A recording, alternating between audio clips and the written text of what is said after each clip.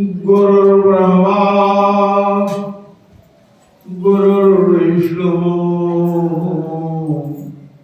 गुरुर्देवो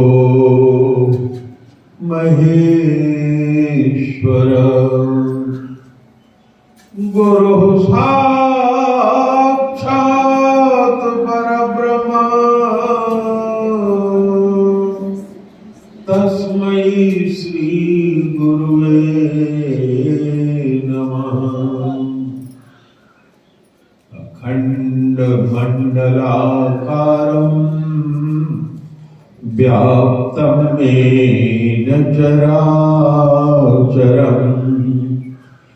तत्पदं दर्शितं येन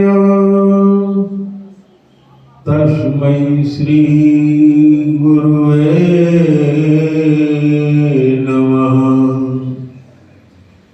अज्ञानतिमिरान्धस्य ज्ञानाञ्जनशलाकया चक्षुरुन्मीलितं यस्य तस्मै श्री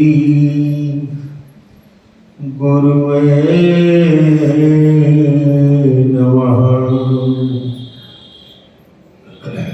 केकी कंठाभनीयं सुरवर विलसदति प्रपादाब्जचिह्नम् सौभाग्यं पीतवस्त्रं सरसिजनयनं सर्वदा सुप्रसन्नम् पाणौ नाराचचापं कपिनिकरयुतं बन्धुना सेव्यमानं नौमीड्यं जानकीशं रघुवरमनिशं पुष्पकारूढरामम्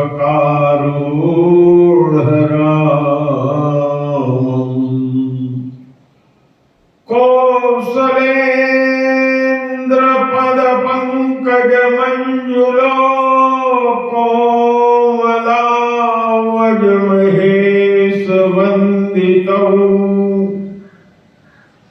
जानकी करसरोजलालितौ चिन्तकस्य मनभृङ्गशङ्गिनो कुन्द इंदुदरगौर सुंदर अंबिकापतिम् अभीष्ट सिद्धिदम् कारुणिक कलकंजलोचनम् नौमि शंकर मनंगमोचनम्।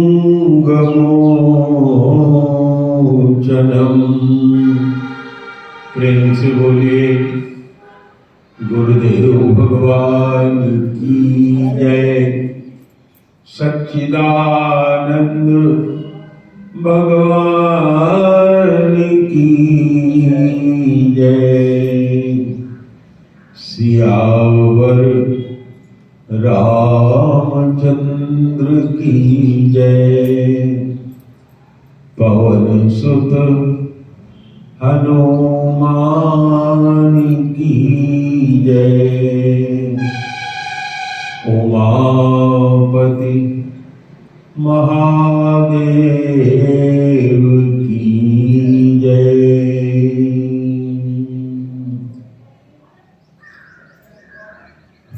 प्रिय साधकगण, भक्तगण, सती सावित्री उर्मिला मांडवी जैसी भक्ति निधि माताओं, देवियों, बहनों, आज कथा 7वें दिवस में प्रवेश कर रही है। भगवान की कथा निरंतर चलती रहती है, कभी विश्राम में नहीं जाती। आयोजन के दिन समाप्त हो जाते हैं, लेकिन भगवान की कथा समाप्त नहीं होती। भाग्यशाली होते हैं वो लोग जो अपने मुखों से भगवान के नाम, गुण, उनके चरित्र, उनके संतों के चरित्र उच्चारित करते हैं और पवित्र हो जाते हैं। उन लोगों के कर्ण कुहर, जिनमें भगवान के नाम से सुशोभित शब्द प्रवेश करता है, जीवन सफल हो जाता है उनका।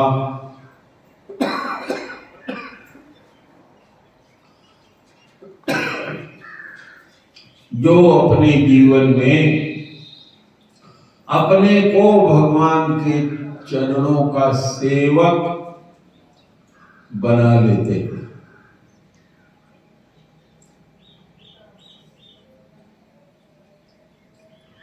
कल की कथा में हम लोगों ने श्रवण किया, लंका विजय के बाद भगवान श्री राम ने जगत जननी माता सीता को बुला लिया था। इंद्र को बुलाकर कहा, इंद्र जब स्तुति के लिए आए तो इंद्र को बुलाकर कहा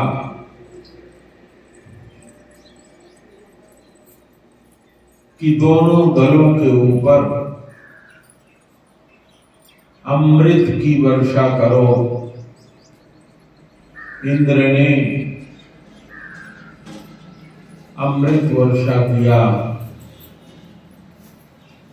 भगवान के जो भक्त थे, गण थे, जो युद्ध में प्रभु के साथ गए थे, वो उस सुधा से जीवित हो गए। और राक्षस जिनको भगवान ने अपना धाम दे दिया था, वो सदा के लिए भगवान के धाम को चले। पुष्पक यान को भगवान ने कहकर विभीषण से मंगाया था। पुष्पक यान की विशेषता थी कि उसमें जितने लोग भी बैठे वो बढ़ता जाता था, और उसको जैसी आज्ञा दे दीजिए उस प्रकार से वो चल जाता था, चलता था, उड़ता था।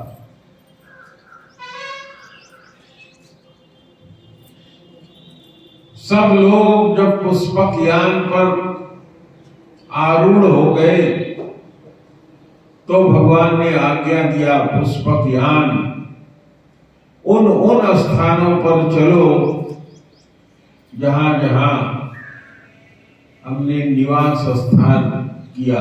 प्रमुख स्थानों पर ले जाकर माता सीता को दिखाया।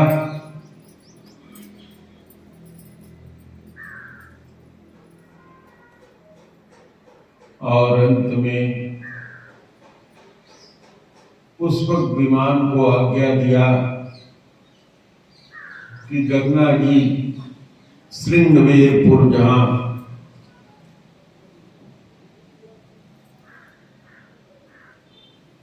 माता गंगा है वहां चलो। वहां विमान उतरा, माता ने पूजन किया गंगा जी का, क्योंकि यही मन्नत मान कर गई थी कि अगर कुशल अपने देवर के सहित लौट कर आएंगे तो हे मां तुम्हारा पूजन करेंगे। और इधर चूंकि 14 वर्ष की अवधि का अंतिम दिन था, भक्तराज भरत जैसे जैसे दिन बढ़ता जाता था, भगवान के आने की खबर सुनने के लिए बेताब थे और उनको ऐसा लगता था जैसे बस कोई आने वाला है, आ करके खबर देगा कि प्रभु आ पहुंचे हैं। माताएं भी प्रभु के आगमन के इंतजार में बैठी हैं। नाना प्रकार की बात भगवान भरत के मन में आ रही है। ऐसा तो नहीं कि भगवान ने मुझे कपटी और कुटिल पहचान लिया है इसलिए छोड़ दिया है।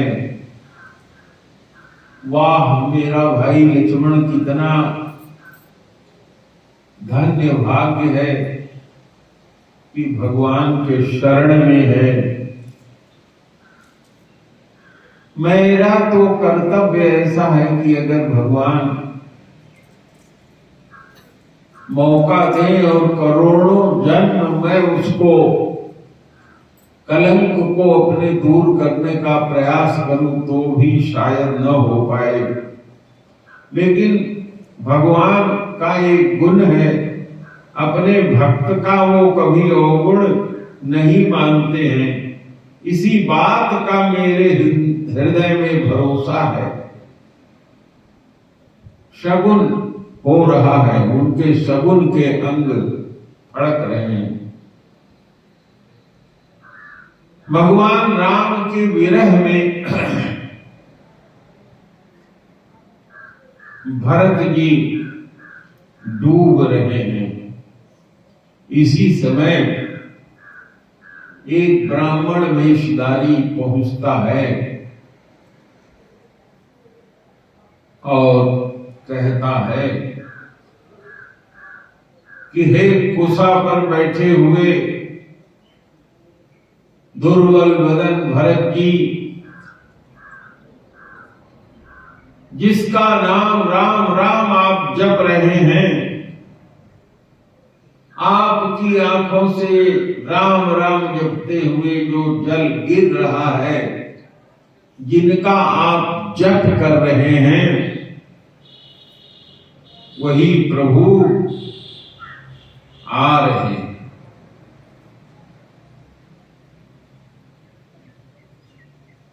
भरत जी के मन में हुआ कि ये कह रहे हैं कि प्रभु आ रहे हैं, तो क्या उनके साथ माता सीता और भरत, माता सीता और भाई लक्ष्मण भी हैं कि नहीं है? ज्ञानी नाम अग्रगण्य हनुमान जी ने जान लिया उनके मन की बात और कहा,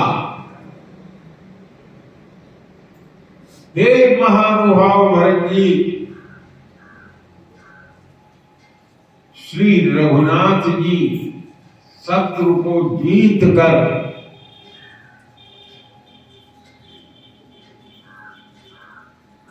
सीता सहित भाई लक्ष्मण सहित आ रहे हैं। इतना सुनते ही भरत जी का सारा दुख समाप्त हो गया।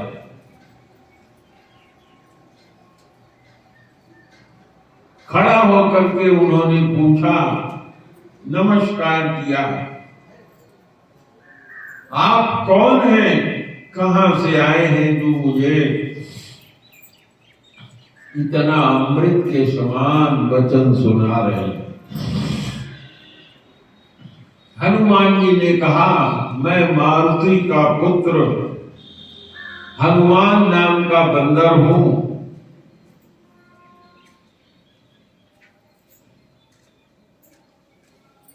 रघुनाथ जी का छोटा सा सेवक हूं।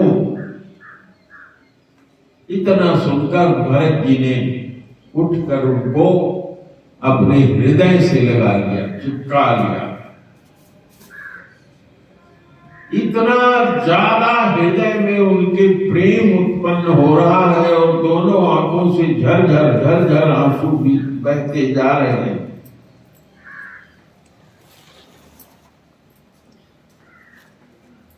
भरत जी कहते हैं, हे भाई, तुमने जो मुझे कुशल सुनाया है उसके बदले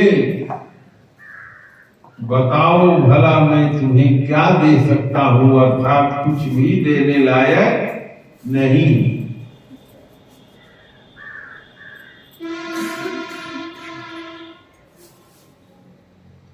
भरत जी ने कहा कि अब भगवान का हाल चाल मुझे सुनाइए। तब हनुमान जी ने उनके चरणों में प्रणाम करके भगवान का सारा कुशल सुनाया। भरत जी ने पूछा, हे कपिवर, क्या भगवान कभी हमको दास की तरह भी सुमिरते थे, याद करते थे?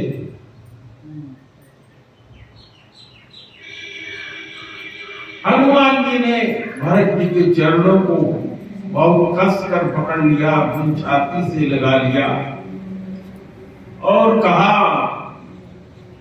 कि भगवान का प्रिय भाई, हे भरत जी, क्यों नहीं आप इतने विनम्र होंगे, क्योंकि आप उसी प्रभु के तो भाई हैं जो विनम्रता की सीमा है। इतना कहकर भरत जी को प्रणाम कर हनुमान जी भगवान राम के पास, जहां विमान उतार कर भगवान पूजन कर रहे थे, वहां पहुंचे। भरत जी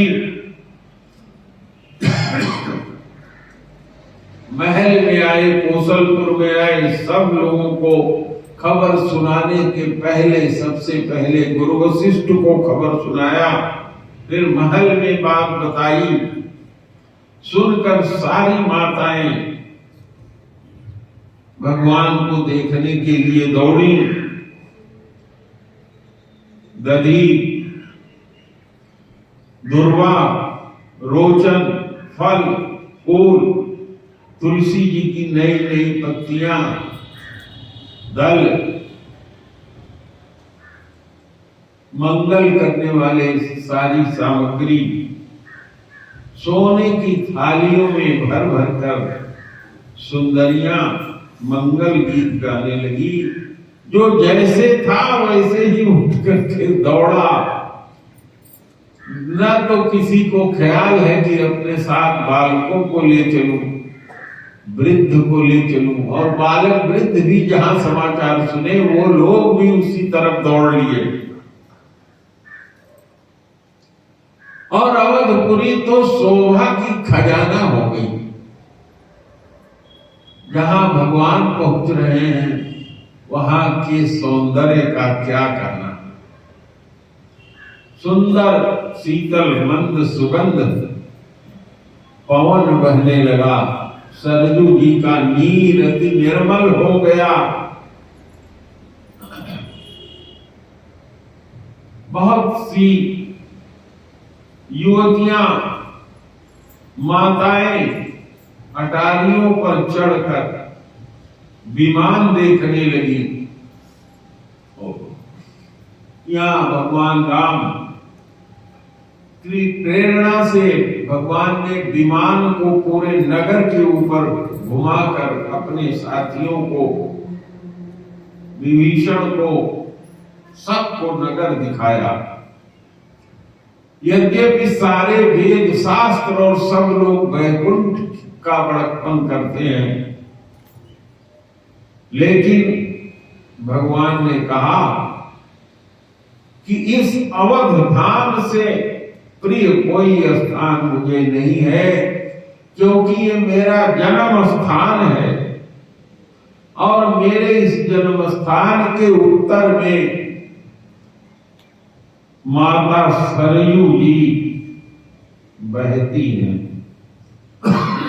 इस सरयू जी में जो कोई भी आकर के स्नान करता है वो मेरा धाम मुझे पा जाता है। भगवान ने कहा इस अयोध्या धाम के वासी मुझको अत्यधिक प्रिय हैं। सब लोग भगवान की वाणी सुन करके बहुत प्रसन्न हुए और धन्य धन्य उस अवध को कहने लगे।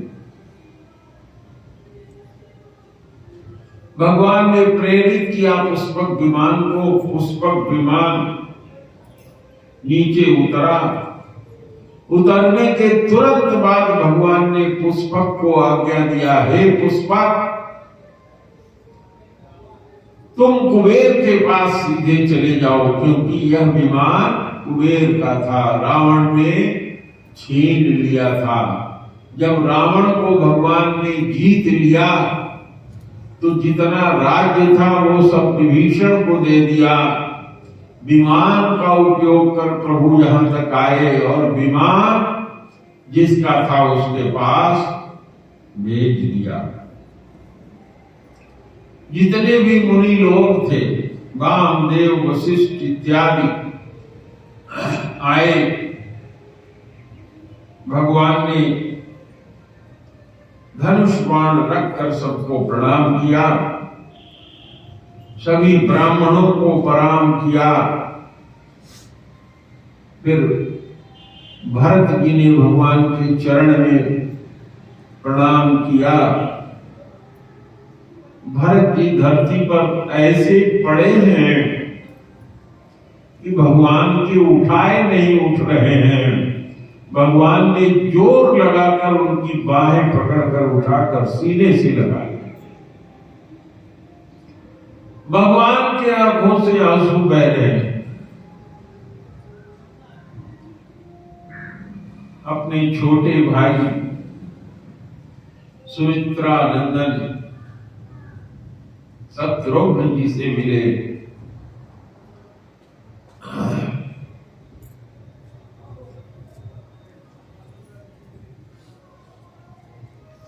इसी तरह से लक्ष्मण जी ने भी सबको प्रणाम किया।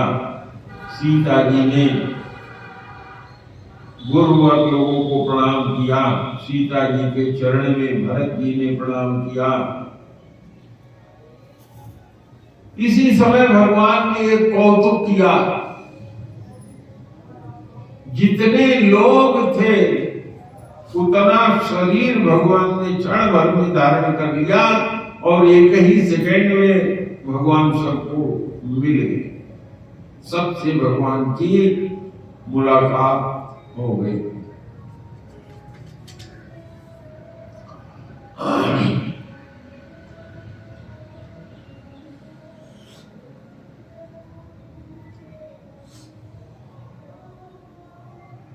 सब लोगों की आपस में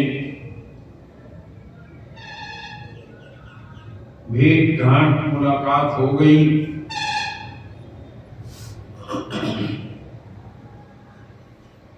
अपने साथियों को मिलाते हुए वशिष्ठ जी से राम जी ने कहा, ये मेरे गुरुदेव हैं जिनकी कृपा से हमने सब दुष्टों का समन किया। भगवान राम ने जब महल में प्रवेश किया तो सबसे पहले कैकेयी माता के घर में गए। उनको बहुत सारा सुख दिया। उनको कहा कि हे मां, तुम्हारी कृपा है तुम किसी भी तरह का अपने मन में ग्लानि न लाओ। सारे ब्राह्मणों को, योग्य व्यक्तियों को बुला करके गुरुदेव ने कहा कि अब सुंदर समय आ गया है। वशिष्ठ जी ने अनुशासन दिया कि रामचंद्र जी राज सिंहासन पर सिंहासनारूढ़ हो। सबसे पहले रामचंद्र जी ने अपने हाथों से भरत जी के जटा भी बनाई। अपने साथ आए हुए भाई लक्ष्मण, शत्रुघ्न आदि सबका स्नान कराया, साज श्रृंगार कराया। सारे बानर भालुओं का देख रेख करके उनको स्नान कराए, वस्त्र दिए। तत्पश्चात भगवान ने स्नान किया और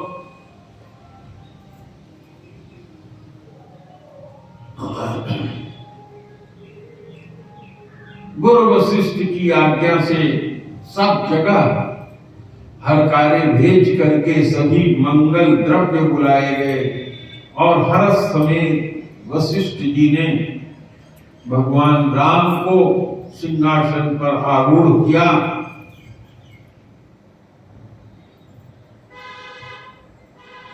भगवान राम माता सीता के सहित सिंहासन पर बैठे।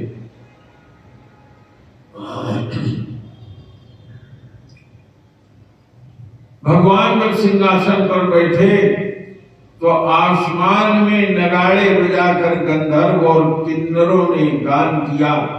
अप्सराओं ने बहुत ही सुंदर नृत्य किया।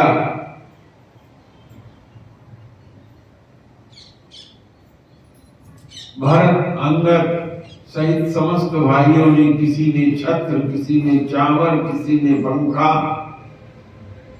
हाथ में धारण करके भगवान के साथ सेवा में खड़े हुए।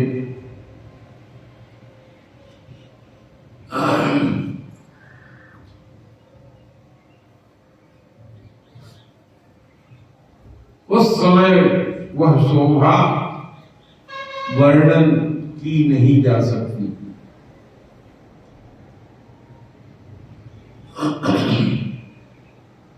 सभी देवताओं ने आकर, जो बंदी लोग होते हैं, वो लोग जो जेल में बंद होते हैं वो बंदी कहलाते हैं, उनका वेश धारण करके देवताओं ने भगवान की स्तुति किया।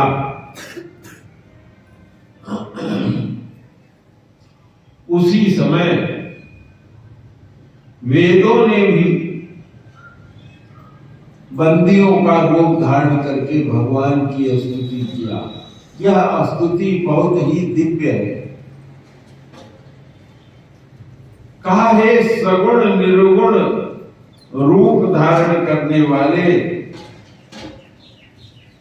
हे अनूप जिसकी तुलना नहीं की जा सकती, ऐसा रूप वाले राजाओं के शिरोमणि प्रभु राम आपकी वंदना है। दस्कंदर आदि प्रचंड निश्चरों को आपने अपने भुजबल से हरा दिया। आपका अवतार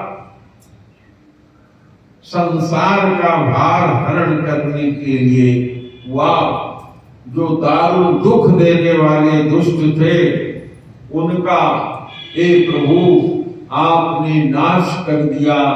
संयुक्त शक्ति माता सीता के साथ आपको हमारा नमस्कार है। वेदों ने कहा हे प्रभु आपकी विषम माया के वश में देवता, असुर, नाग, नर सब भव पंथ में भ्रमते रहते हैं और इसी माया के प्रभाव से रात दिन अपने काल और कर्म में प्रवृत्त रहते हैं। हे प्रभु, आपने जिसकी तरफ करुणा करके देख लिया उसके तो तीनों तरह के दुख दूर हो गए। हे इस भवसागर रूपी दुख को दूर करने वाले, हमारी रक्षा करें। वेदों ने कहा कि जो ज्ञानी हैं, जो ज्ञान के अभिमान में रत रहते हैं, जो तुम्हारी इस संसार के दुख को दूर करने वाली भक्ति का आदर नहीं करते, वो दुर्लभ पद पा करके भी गिर जाते हैं। हे हरि, हमने ऐसा देखा है। लेकिन जो विश्वास कर सबसे आस छोड़ करके, जो आपको अपना सेवक समझ करके आपकी उपासना भक्ति करते हैं, वो केवल आपका नाम जप कर इस भवसागर से पार हो जाते हैं। हे प्रभु, आपको प्रणाम है। हे प्रभु, आपके चरणों की तो शिव जी, ब्रह्मा जी पूजन करते हैं, और जिन चरणों की धूल पाकर मुनि पत्नी तर गई, इसके नख के, आपके नखों, आपके नाखून को धुलने से निकली हुई गंगा जी तीनों लोगों को पावन करने वाली हैं। आपके चरण कमल तो अत्यधिक पूजनीय हैं, इसलिए हे प्रभु, आपको प्रणाम। हे प्रभु, आप अव्यक्त मूल हैं, आप ही हैं जो अव्यक्त रहते हैं, व्यक्त रहते होते हैं। जिस अव्यक्त से व्यक्त होने वाले वृक्ष में 4 तरह की त्वचा निकलती है, 6 तरह की शाखाएं होती हैं, 25 तरह की डालें होती हैं, नाना प्रकार के फूल होते हैं जो फलते फूलते रहते हैं, इस संसार को बनाते रहते हैं। संसार को बनाने वाले हे विटप वृक्ष, आपको प्रणाम है। आप ही ब्रह्म हैं, अज है, अद्वैत है, अनुभव गम्य है, जहां मन नहीं पहुंच सकता।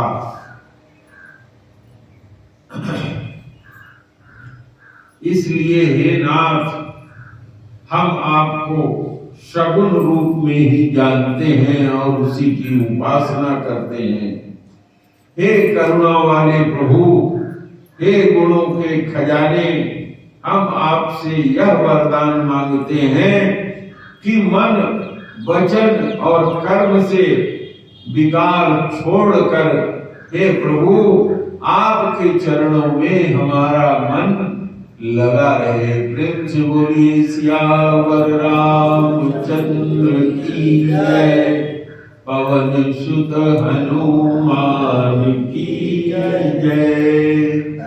सबके देखते देखते वेदों ने इस तरह से स्तुति किया। इसी समय भगवान शंकर जी आए और उन्होंने भी पुलकित शरीर से बंदी रूप में ही भगवान की उपासना किया। भगवान का ये की उपासना भगवान शंकर की बहुत सुंदर है। जय राम रमणम समनम, भवताप भयाकुल पाहि जनम, अवधेश सुरेश रमेश विभो, शरणागत मांगत पाहि प्रभो, गुणशील कृपा परमायतनम, प्रणमामि निरंतर श्रीरमणम। रघुनंदनी कंदय द्वंद्व घनम महिपाल विलोक दीन जनम। उन्होंने कहा कि बार बार वर मांगता हूं, हे श्री रंगनाथ जी, आप अपने कमलवत चरणों की अनपायनी भक्ति, अनपायनी मतलब ऐसी भक्ति जो कभी छूटे ना, एक बार मिल जाए तो चलती रहे, वह दीजिए और सदा सत्संग मिले यह दीजिए। इस तरह से उमापति भगवान के गुण का वर्णन करते हुए कैलाश चले गए। तब भगवान ने अपने मित्रों को सुंदर आवास दिया।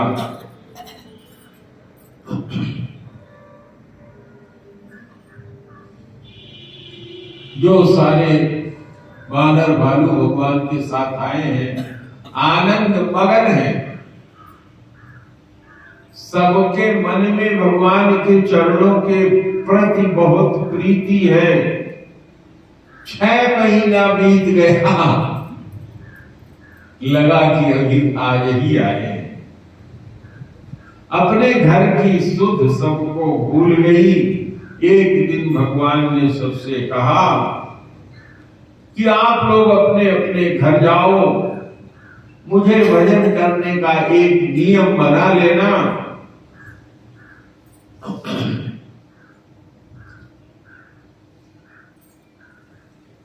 सबके मन में जाने की बात सुनकर बहुत ही विस्मय हुआ। एक टक खड़े होकर के हाथ छोड़ करके सबने कहा, हे प्रभु, हम आपके सामने कुछ कह नहीं पा रहे हैं। तब भगवान ने भूषण वशन मनाकर सबसे पहले सुग्रीव को अपने हाथों से पहनाया और वह वस्त्र पहनाया जो भरत जी ने अपने हाथ से बनाया था। फिर भगवान की प्रेरणा से लक्ष्मण जी ने लंकापति विभीषण को अपने हाथों से वस्त्र पहनाया। अंगद बुलाए जाने पर बैठा रहा।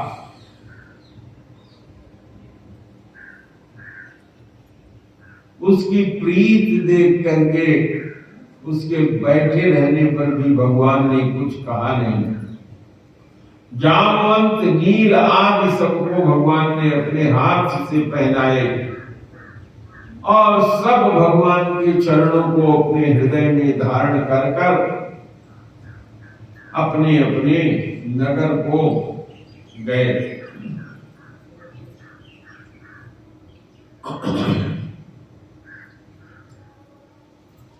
अंगद ने कहा कि हे प्रभु, मेरे पिता बालीराज ने मरते समय आपके गोद में मुझको डाल दिया था।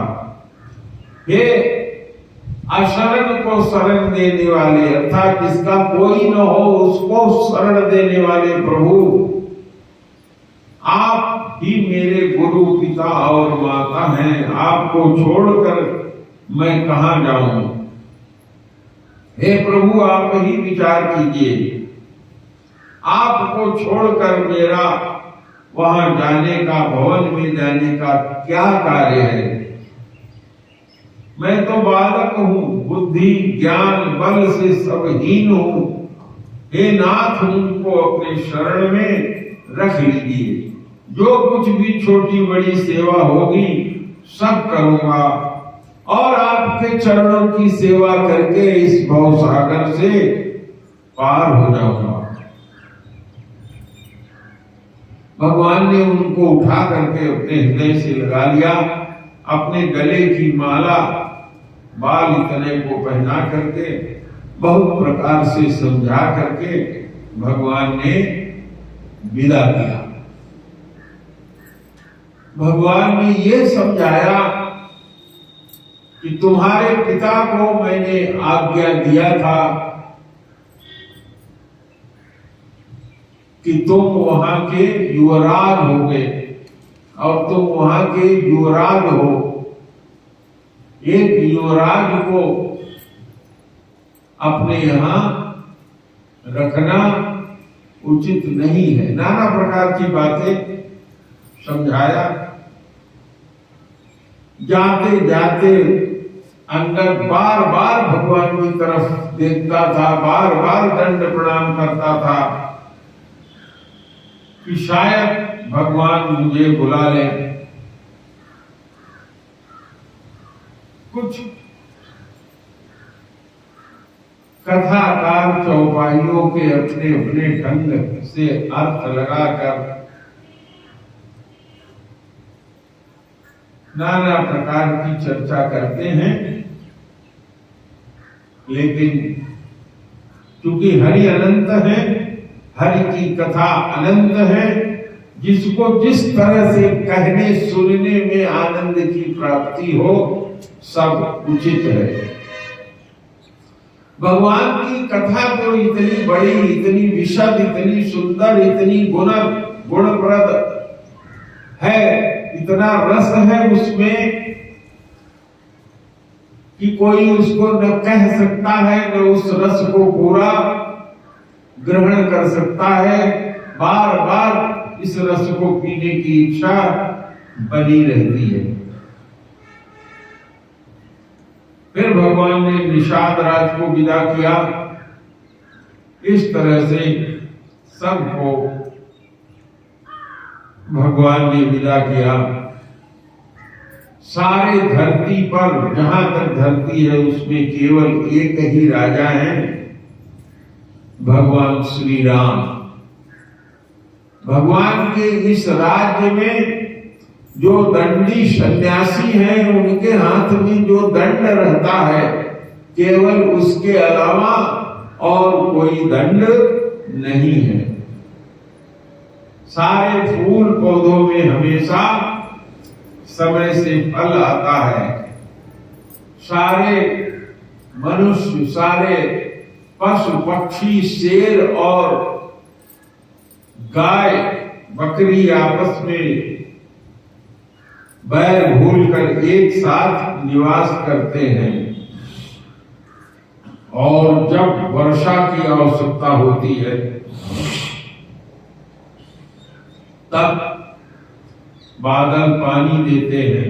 सागर अपनी मर्यादा में रहता है। मणियों पर नाना प्रकार की खान उत्पन्न है, जहां से कि लोगों को हीरा मोती मिलता रहा। भगवान ने करोड़ों वाजपेयी यज्ञ किया, ब्राह्मणों को अत्यधिक दान दिया। अपनी मां, जनता, ब्राह्मण सबकी सेवा किया। भगवान का प्रतिदिन का यही रूटीन था कि प्रातः उठ करके सरयू जी में स्नान करने जाते थे। सभा में बैठकर सभी ब्राह्मणों और मुनियों के साथ वेद पुराण सुनते थे। सभी भाइयों के साथ, ब्राह्मणों के साथ बैठकर भोजन करते थे।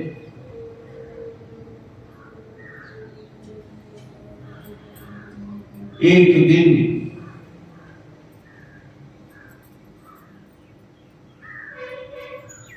बार बार अवधपुरी में नारद जी, शनकादिक जी दर्शन करने के लिए आते रहते थे, भगवान का दर्शन करते रहते थे। और भगवान के नगर में दीपक की जगह मणियों से उजाला होता था।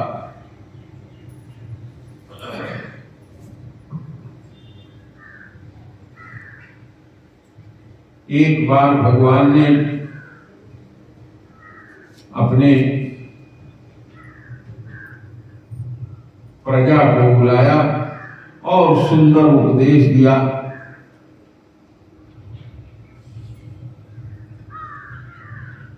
प्रजा का जो उपदेश है वो बहुत ही सुनने लायक और हृदय में धारण करने वाला है।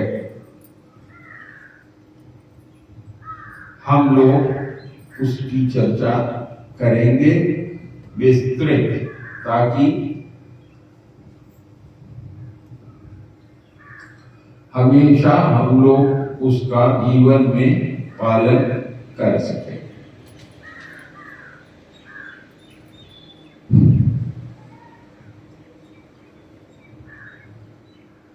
भगवान ने एक बार अपनी पूरी प्रजा को बुलाया, जिसमें सारे गुरु लोग भी थे, ब्राह्मण भी थे, सारे ज्ञानी सज्जन भगत सब लोग थे। भगवान ने कहा कि मेरे नगर के निवासियों, मैं एक बात आपसे कहना चाहता हूं। इस बात को कहने में मुझे कोई ममता नहीं है। यदि मेरी इस बात में कोई अनीति हो, नीति से हटकर कोई बात हो, तो आप लोग मुझे राजा समझकर संकोच न करना, रोक देना। भगवान ने कहा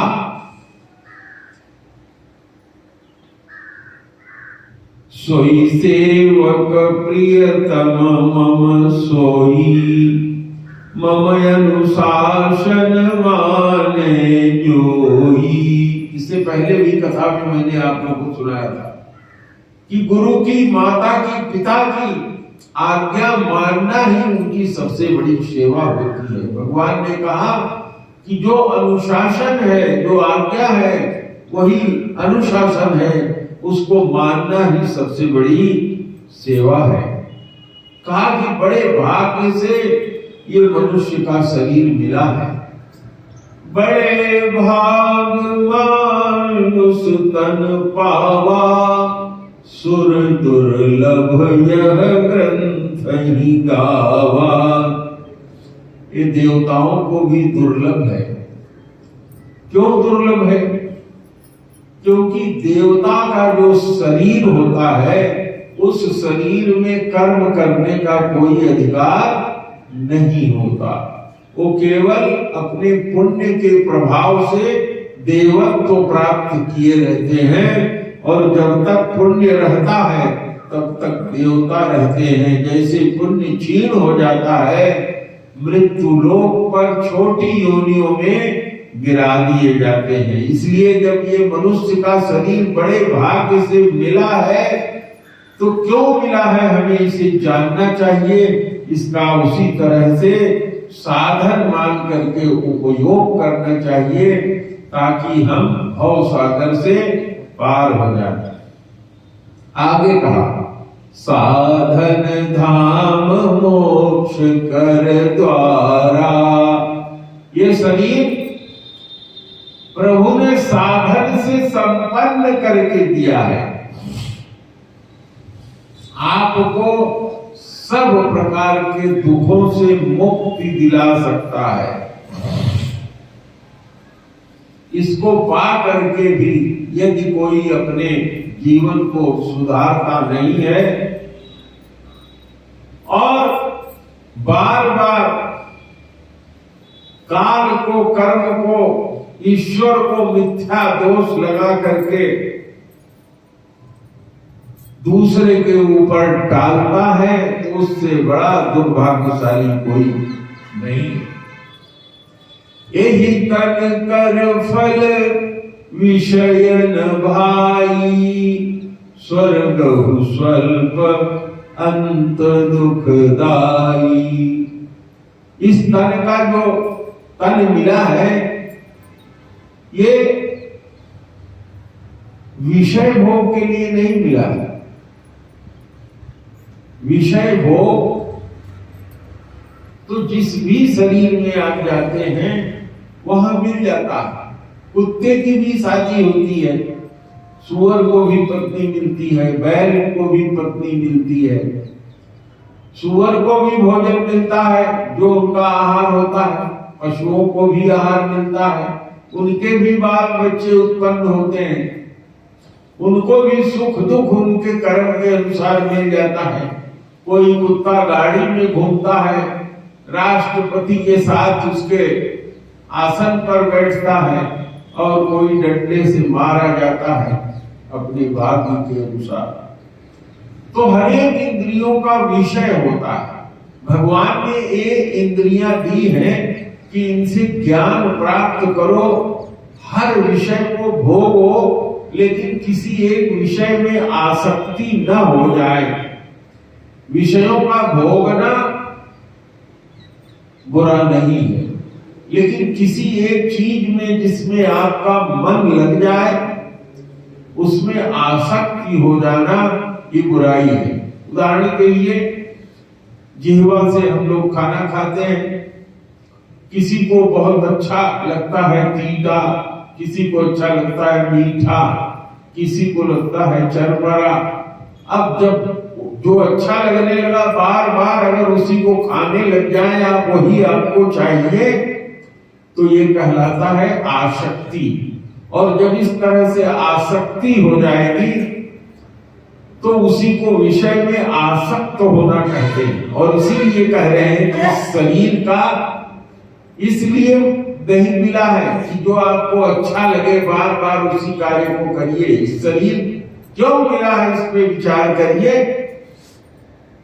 तो किस लिए मिला है उस कार्य को भी करिए।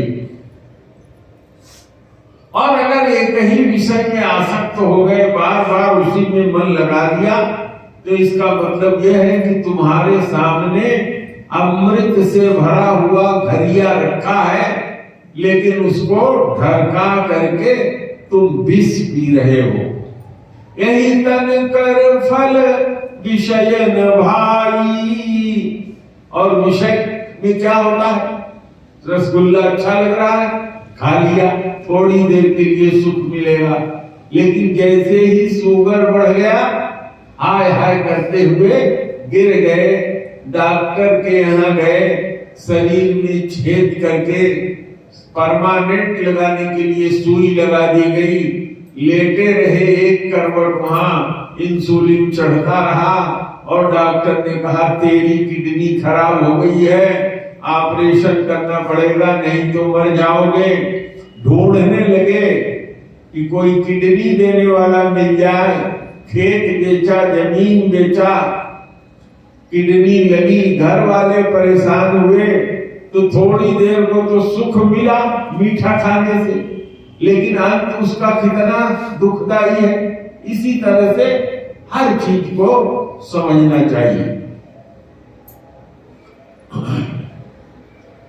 काहि कबहु भल कहि न कोई। इस तरह से किसी एक विषय में मन को लगा करके उसमें आसक्त हो जाने को, इसको कोई भी अच्छा नहीं कहता।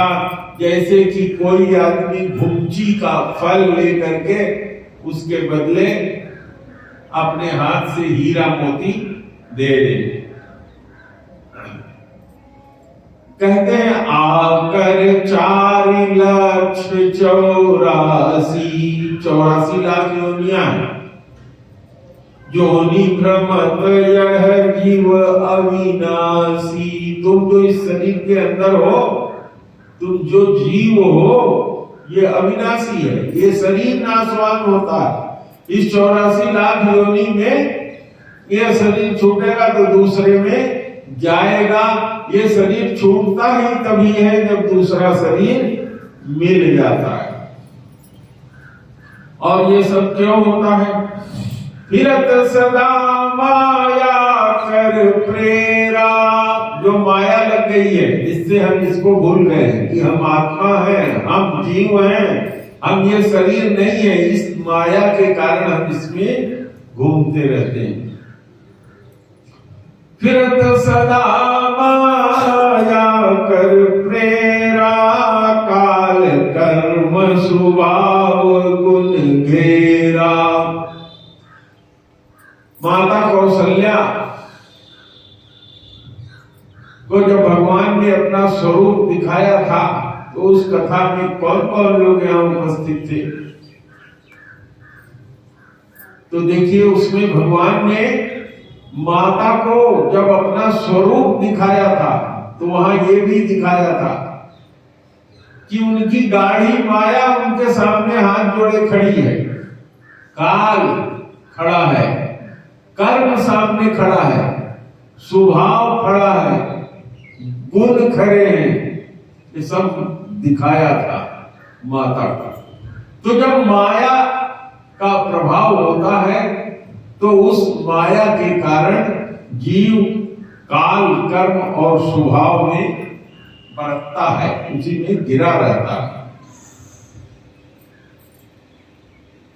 लेकिन कबहु कर करुणा नर देही, भगवान देख लेते हैं कि अरे तो करोड़ों बार से मनुष्य शरीर नहीं पाया, दूसरे शरीरों में जा रहा है क्योंकि कर्म बहुत खराब किया है। तो भगवान कहते हैं इसके ऊपर करुणा करो, एक बार इसको मनुष्य का शरीर दे दो। देत ईस बिन हेतु सनेही, जो आपको मनुष्य का शरीर देते हैं उसको देने में भगवान का कोई भला है ऐसा नहीं है, आपका भला हो जाए इसलिए देते हैं। और हम लोग इसी कारण ये शरीर पाए हैं जो कि भगवान ने हमारे ऊपर कृपा किया है। नर तनु भव बारिद कर बेरो, मनुष्य का जो शरीर मिला है ये इस भव रूपी महासागर को पार करने के लिए न डूबने वाला बेड़ा है, नाव है, जहाज है। असन मुख मरुतय अनुग्रह मेरो, मेरा भरोसा करो, सामने से मैं सबको सहारा दे रहा हूं कि इस नैया को चलाओ। अरे सहारा तो दे ही रहा है, खाने के लिए अन्न पैदा किया है, पचाने की शक्ति दिया है, क्या नहीं किया है, सब कुछ किया है, यही सहारा है उसका। सन्मुख मरुत अनुग्रह मेरो। और कहते हैं कर्णधार सद्गुरु दृढ़ नावा, मैंने अपने स्वरूप में कर्णधार गुरुओं को भी प्रकट करके रखा है कि उनके पास जाओ, कैसे भवसागर से पार जाना है, इन इंद्रियों का प्रयोग कैसे करना है, इनका उपयोग किस तरह से करें कि हम भगवान को प्राप्त हो जाए, वो हमने दे रखा है। वो कर्णधार है, नैया का खेलने वाला है। दृढ़ कर्णधार सद्गुरु दृढ़ नावा, अदुर्लभ साज सुलभ हुई आवा। गुरु मिल जाए तो जो चीज दुर्लभ है वो आसानी से सुलभ हो जाती है। जो न तरे भवसागर नर शरीर अस पाई, नर का शरीर पा करके भी जो भवसागर नहीं तरता। असो कृत निंदक मंदवती, आत्माहन गतिया, तो उस तरह का व्यक्ति बहुत निंदनीय है। उसकी आत्मा को कोई और नहीं मारता, वो अपनी आत्मा को मारने वाला स्वयं जिम्मेदार है। तो भगवान ने कहा कि अगर चाहते हो कि जो सुख परलोक में मिलता है वो सुख यही मिल जाए तो मेरे वाणी को अपने हृदय में बसा लो, क्योंकि जो रास्ता मैं बता रहा हूं ये बहुत ही सरल और सुलभ है, आसानी से उपलब्ध है। क्या? भगति मोरी पुराण श्रुति गाई, मेरी भक्ति श्रुतियों ने पुराण ने गाया है। ज्ञान अगम प्रत्युह अनेका। उन्होंने कहा कि मेरे पास आने के और रास्ते हैं, जिसमें से एक रास्ता ज्ञान का है, वो बहुत अगम है। अगम माने जिस पर जाना बहुत कठिन है और उसमें बहुत से कठिनाइयां, प्रत्युह है, कठिन। ज्ञान अगम प्रत्युह अनेका, साधन कठिन न मन कहु टेका। उसमें मन को कहीं रोकने का स्थान नहीं है। किसी को देख तो रहे नहीं है, कहां मन लगा दे। कुछ जानते नहीं है, कैसे ज्ञान प्राप्त करें। मन के ऊपर कंट्रोल हो जाए, कैसे हो जाए। इंद्रियों पर संयम हो जाए, कहां से हो जाएगा। तो उसका साधन बहुत कठिन है। करत कष्ट बहु पावे कोई, और बहुत कष्ट करके अगर कोई पा भी जाए तो चूंकि भक्ति से विहीन है, इसलिए मुझको वो प्रिय नहीं है।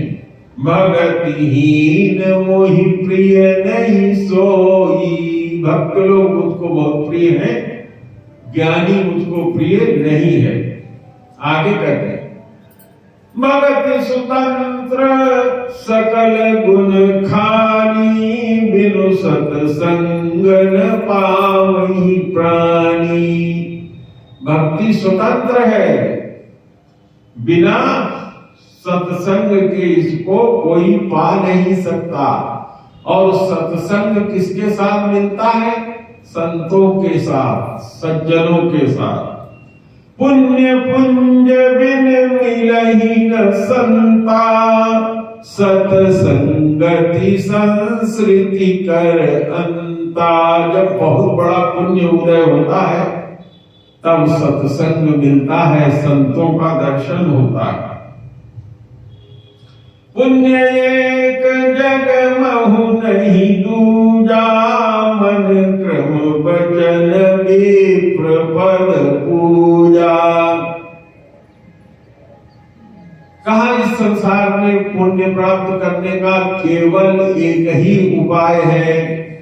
जो भगवान को जानने वाले हैं, जिनको विप्र कहा जाता है, जिनको धरती का भूसुर कहा जाता है, उनका संगत करना, उसके बाद आगे सब मिल जाएगा। गोस्वामी जी ने रामायण लिखने में सबसे पहले ही कहा, बंदो प्रथम महीसुर चरना, मोह जनित संशय सब हरना। कहते हैं कि मैं इस धरती के देवताओं की वंदना करता हूं, जो इस योग्य होते हैं कि मोह से उत्पन्न जितना संशय है सबको समाप्त कर देते हैं। ब्राह्मण या भूसुर कोई जाति नहीं होती। क्षत्रिय कुल में उत्पन्न होकर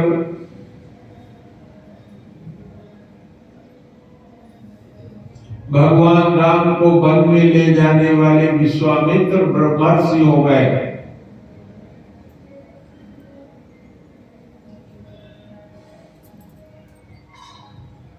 सत्यवती नंदन,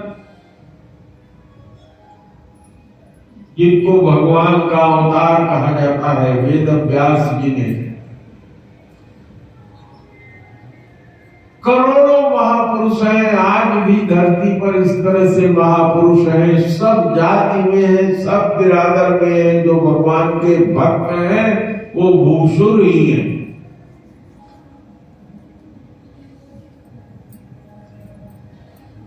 कहा सत्संगत जिसको मिल जाती है फिर वो जन्म लेकर के आता नहीं, वो इस भवसागर से पार हो जाता है।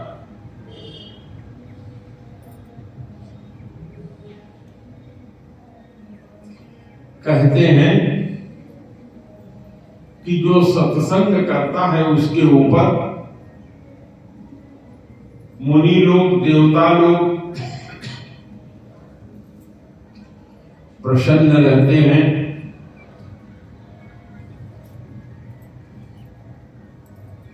कहते हैं कि एक बात और है कि भगवान शंकर का जो द्रोही है वो मेरा भगत नहीं हो सकता। भगवान ने कहा कि भक्ति मैं कैसे समझाऊं? भक्ति करने के लिए कोई योग, कोई यज्ञ, कोई जप, कोई तप, कोई उपवास नहीं आवश्यक है।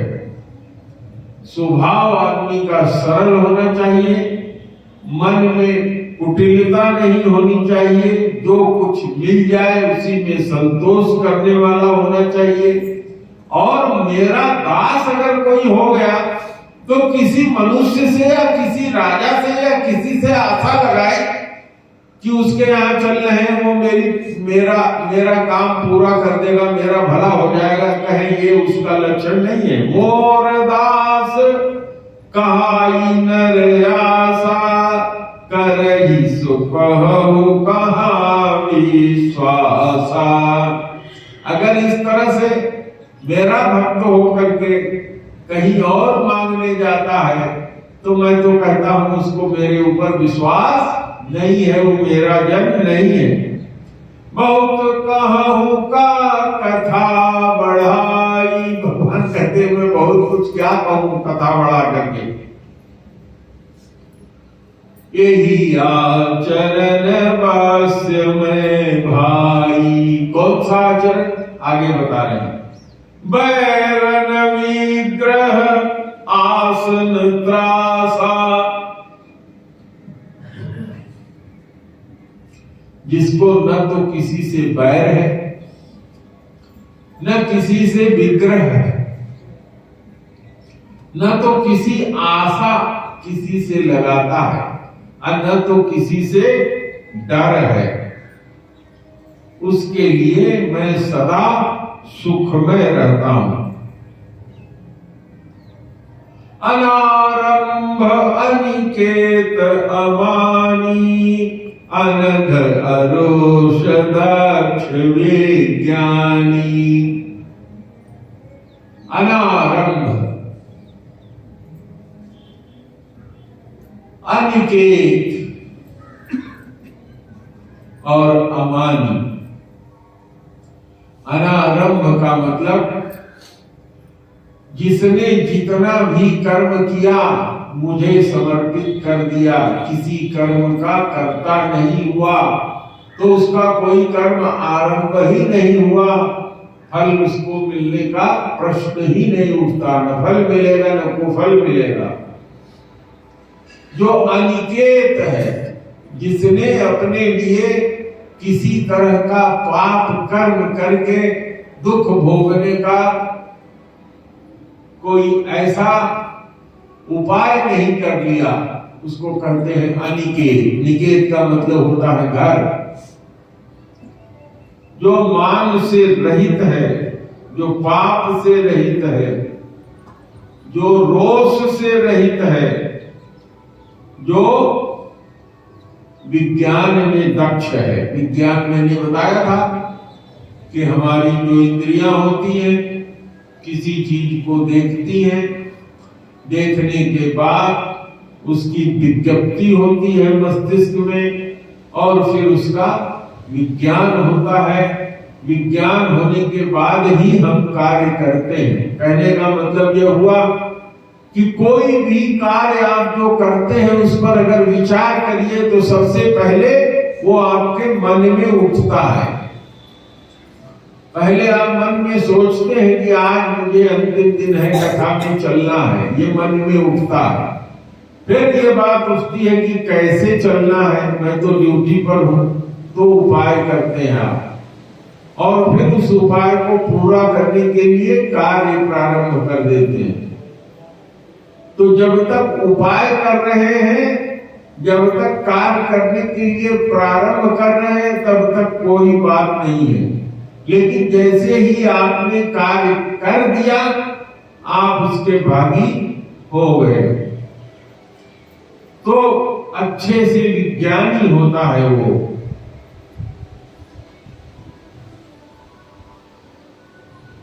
ऐसे व्यक्ति के अंदर सज्जनों के लिए मन में प्रीति रहती है और जितने भी विषय हैं उसको तृण के समान वो समझता है।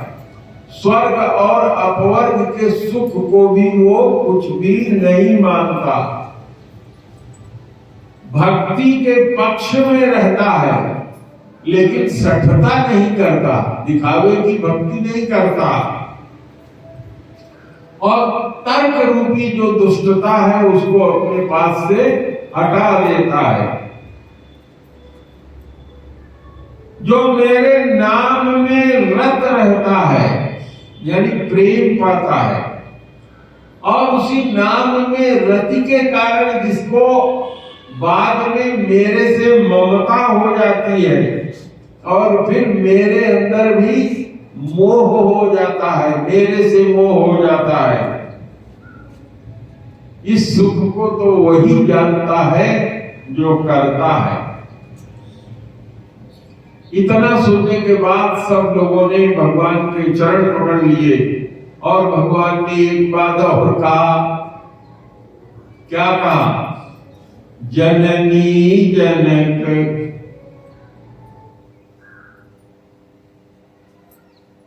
सबने कहा कि हे प्रभु आप हम लोग के जननी जनक बंधु सब कुछ है। सब जनता ने कहा कि अस सिख तुम बिन देन को, हे प्रभु जैसा आपने सिखाया है ऐसा शिक्षा तो आपके अलावा और कौन दे सकता है। मातु पिता स्वार्थ बसो, जो माता पिता भी होते हैं वो उनका जो स्वार्थ होता है वही काम सिखाते हैं। अरे सवेरे उठो, जाओ बैल को चन्नी पे लगाओ, भोजन करो, ये करो वो करो, काम करने जाओ, ये नहीं किया तुमने, वो नहीं किया तुमने। कभी कोई बताता नहीं कि भगवान का भजन करो।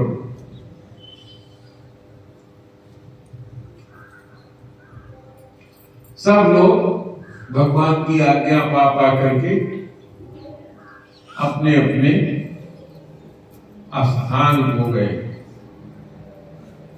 इस तरह से भगवान की अनेकों नर लीलाएं चल रही हैं। एक बार वशिष्ठ जी भगवान के पास आए, जहां राम जी बैठे थे वहां पर आने पर रघुनाथ जी ने उनका अत्यधिक आदर किया, उनके चरणों को धुला और उसका जलपान किया।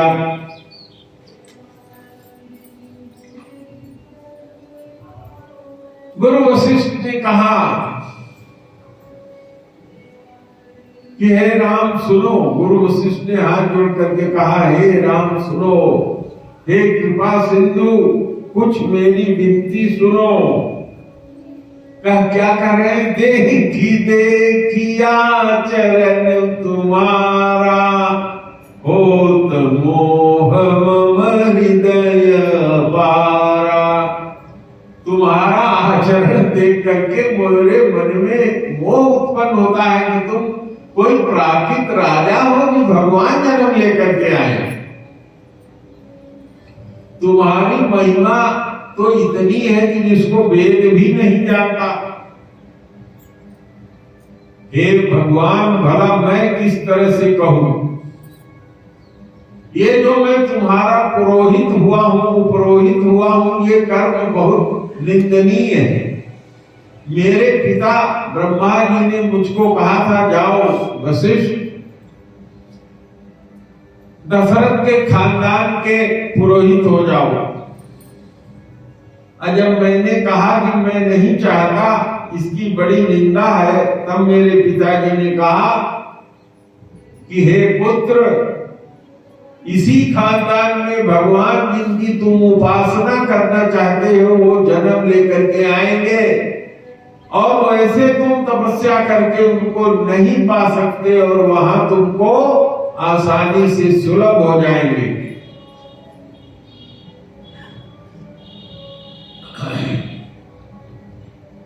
तो कहते हैं तब हमने हृदय में विचार किया और मैं यहां चला आया। वशिष्ठ जी ने कहा कि आगम निगम पुराण सबके पढ़ने सुनने का हे प्रभु केवल एक ही फल है। वो क्या? कि आपके चरणों में प्रेम हो जाए। तव पद पंकज प्रीति निरंतर सब साधन करय फल सुंदर। आगे कहते हैं क्या कभी गंदा पानी ले करके कपड़े में साबुन लगाओ और गंदे पानी से धो तो क्या कपड़ा कभी साफ होगा? नहीं होगा। तो कहा कि जो प्रेम रूपी भक्ति है, खाली भक्ति नहीं, प्रेमा भक्ति में, हे रघुनाथ जो प्रेम भक्ति में डूब जाता है और बिना इस प्रेमा भक्ति में डूबे हुए अंदर हृदय में रहने वाला जो मल है वो कभी जाता नहीं है। इसीलिए मैंने आप लोगों को सुनाया था कि जैसे जबान से हम भगवान का नाम लेते हैं, धीरे धीरे भगवान हमारे हृदय में आकर निवास कर लेते हैं और जब हमारे हृदय में निवास कर लेते हैं तो उनसे प्रेम हो जाता है। जब प्रेम हो जाता है तो उनसे आसक्ति हो जाती है, बिना उनके मन लगता नहीं है। और जब आसक्ति हो जाती है तब भगवान क्या करते हैं? बड़ी कठिनाई से अपनी भक्ति देते हैं। और जब भगवान अपनी भक्ति दे देते हैं तो जो हृदय की ग्रंथि है, जिसके अंदर हमारे सब जन्म जन्मांतर के पाप पुण्य कर्म काल गुण स्वभाव सब बंधा हुआ है पुटली में, उसको भगवान छिन्न भिन्न कर देते हैं। और जैसे ही वो छिन्न भिन्न हो जाता है क्षण भर में, जीव भगवान को प्राप्त हो जाता है। उन्होंने कहा कि हे राम मैं एक बार मांगना चाहता हूं कि मैं बार बार जन्मूं, तुम्हारे चरणों में मेरा प्रेम रहे और बढ़ता जाए, कभी घटे नहीं। हर भक्त यही चाहता है। भक्ति की एक ऐसी सीमा होती है, निस्दिन बढ़ता है लेकिन कभी पूरा नहीं होता। बढ़ता रहता है, बढ़ता रहता है, बढ़ता रहता है, अभी और बढ़ेगा, अभी और बढ़ेगा, पता नहीं कहां तक बढ़ेगा। हर जन्म में बढ़ता रहे, उसकी कोई सीमा नहीं है कि भक्ति यहां जाकर के खत्म हो जाए। भारत जी का उदाहरण हमने आप लोगों से चर्चा किया था। ऐसा कहकर के वशिष्ठ जी अपने घर आए। माता पार्वती जी पूछती हैं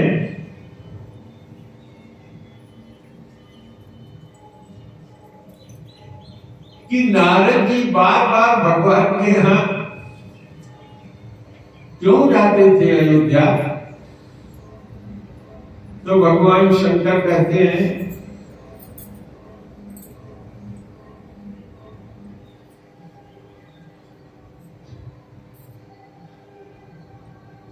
कि एक बार हनुमान जी भगवान राम की सेवा कर रहे थे। उसी समय नारद जी करतल बीना बजाते हुए आ गए और आकर के भगवान के सामने पहुंचे। भगवान ने उठ करके उनका चरण धुला, चरणोदक लिया, अपने आसन पर बैठाया। नारद जी वीणा बजाते हुए कहने लगे,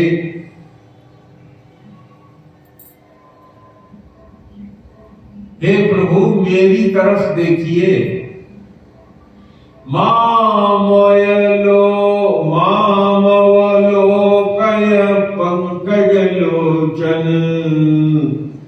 सेवा विलोकनी सोच विमोचन नील तामरस श्याम काम हरि हृदय कंजम करंद मधुप हरि जातु दान बरोथ बल भंजन मुनि सज्जन रंजन यग गंजन भूसुर शशि नव वृंदवलाक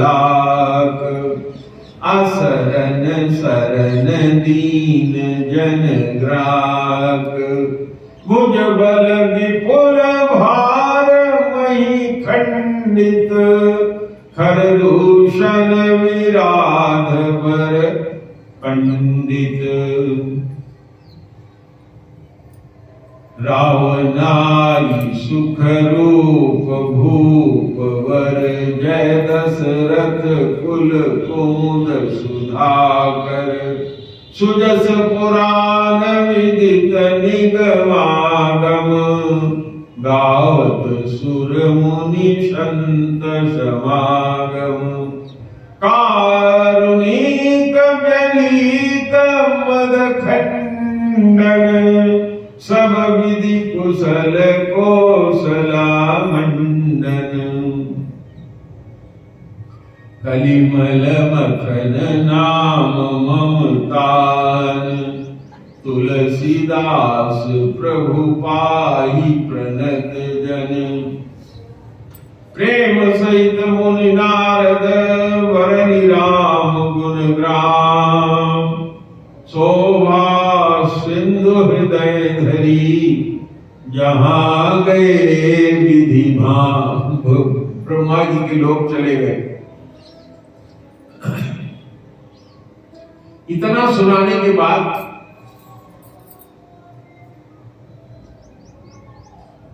नारद जी भगवान के भक्त हैं,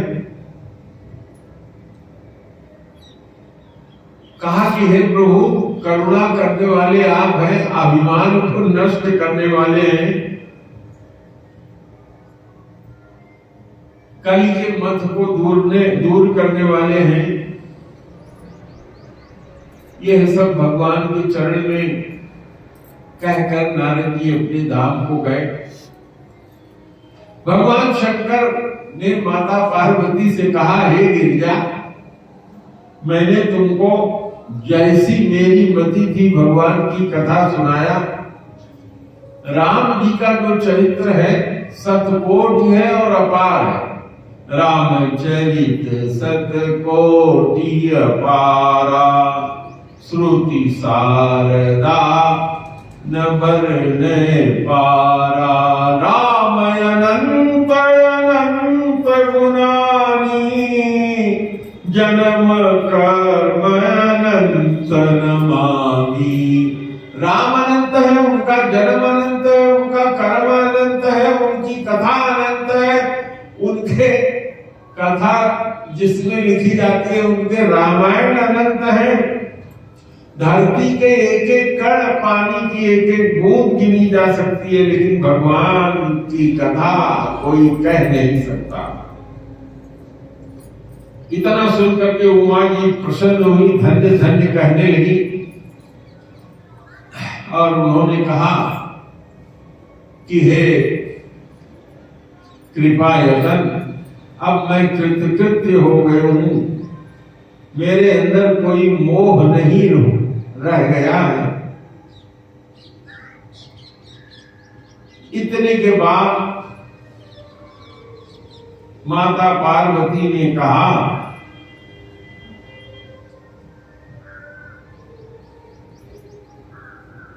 कि इस भवसागर से जो पार जाना चाहता है उसके लिए राम कथा दृढ़ नाव है। जो विषयी हैं, अभी बताया ना, हम लोग सब विषयी हैं, सबका मन किसी न किसी काम में लगा रहता है, थक जाते हैं, सो जाते हैं, खाने में ज्यादा प्रीति है, किसी को अपने पत्नी में ज्यादा प्रीत है, किसी को अपने बेटे में प्रीत ज्यादा है, किसी को धन में प्रीत है, किसी न किसी तरह का विषय है। तो सुनिए यहाँ क्या सुंदर बात कहा विषय न कह पुनि हरि गुण ग्रामा, श्रवण सुखद अरुवन अविरामा। श्रवण वंतरस को जग माही, जाहि न रघुपति चरित सुहाई।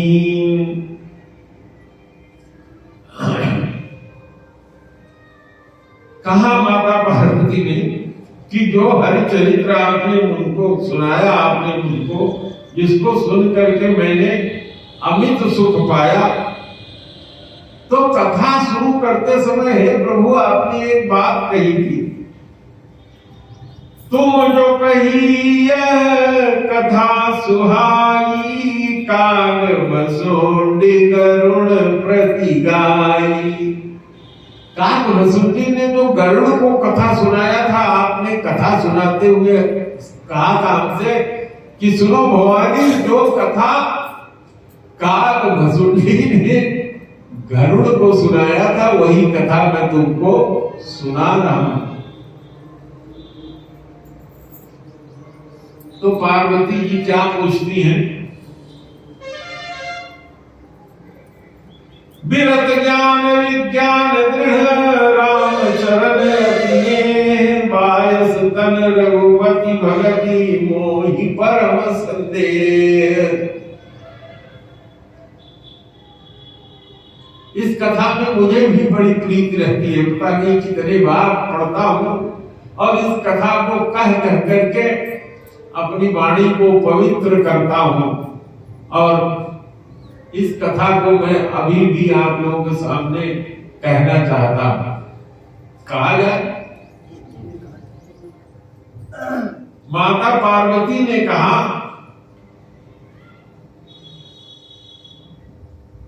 कि गरुड़ जी बैरागी हैं, ज्ञान विज्ञान के खजाने हैं, राम के चरणों में अत्यधिक दृढ़ प्रीति है,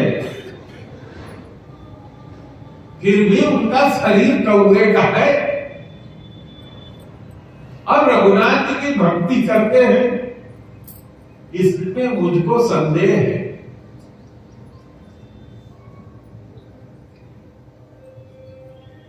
माता पार्वती भगवान शंकर से कहती है, आप लोग ध्यान से सुनिए, नर सहस्र मैं सुनहु पुरारी,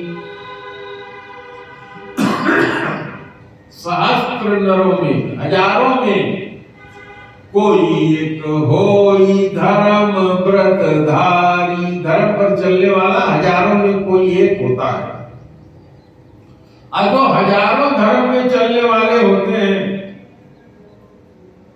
उसमें से कोई एक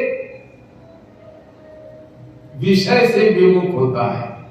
जो धर्म पर चलने वाले हैं वो भी विषय में रत रहते हैं, लेकिन जो हजारों धर्म पर चलने वाले होते हैं उनमें से कोई एक विषयों में रति नहीं रखता। और ऐसे जो करोड़ों विरक्त होते हैं जिनका विषय में रति नहीं होता, ऐसे करोड़ों के बीच में वेद कहता है कि किसी किसी को ज्ञान होता है और करोड़ों ज्ञानियों में कोई जीवन मुक्त होता है।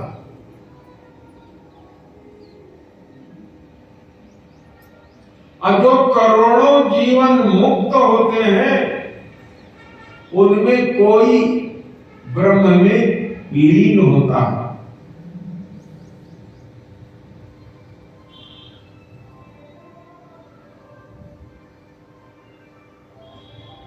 सबते सो दुर्लभ सुर राया, राम भगति रति गत मद माया। तो भगवान राम की भक्ति में जाना बहुत दुर्लभ है। जीवन मुक्त की कथा आप लोगों ने सुना है, बहुत से लोग जीवन मुक्त होते हैं। जीवन मुक्त जो होता है उसका मतलब ये होता है कि उसने इतना सब कुछ कर लिया है कि अब ये शरीर छूट जाएगा तो भगवत की प्राप्ति हो जाएगी, भगवान की भक्ति हो जाएगी। उसको जीवन मुक्त कहते हैं। और श्रीमद् भागवत में इसकी कथा आप सुनते ही हैं। राजा भरत की सब कुछ छोड़ दिया, ज्ञान हो गया, राज छोड़ दिया, वैराग्य हो गया, धर्म पत्नी सबको छोड़ दिया, जंगल में चले गए, भगवान की तपस्या करने लगे। अब थोड़ा समय शेष रह गया था मृत्यु आने को। एक हिरण के बच्चे में प्रीत हो गई और फिर से प्रीत माने विषय की तरफ फिर लौट आए। प्रीत होना विषय ही तो है, चाहे बच्चे से प्रीत हो, चाहे धन से प्रीत हो, चाहे खाने से प्रीत हो। हिरण में प्रीत जग गई और मरते समय बस उसी का ध्यान रहा। फिर शरीर मिल गया, जीवन मुक्त थे लेकिन शरीर में आना पड़ा। और फिर उसी हिरण के बच्चे हुए, जो वो हिरण हुए वो उसी हिरण के बच्चे हुए। जो हिरण उन्होंने पाला था वो हिरणों के झुंड में भाग गया था और उसी हिरण के बच्चे के रूप में पैदा हुए भरत जी। लेकिन भगवान की भक्ति इतना किए थे, इतना उनके अंदर ज्ञान था कि उनको अपने पिछले जन्म का सब याद था। और हिरण के जन्म में उन्होंने कहा कि अब जन्म मिल गया है, जो कर्म किया है इसको भोगना पड़ेगा। उस जीवन को भोगा उन्होंने और उस जीवन में, हिरण के जीवन में फिर कहीं आसक्ति नहीं किया। न तो घास खाने में आसक्ति करते थे, न कोई परिवार किया उन्होंने हिरण होते हुए कि कोई हिरनी के साथ बाल बच्चा उत्पन्न किया हो, नहीं।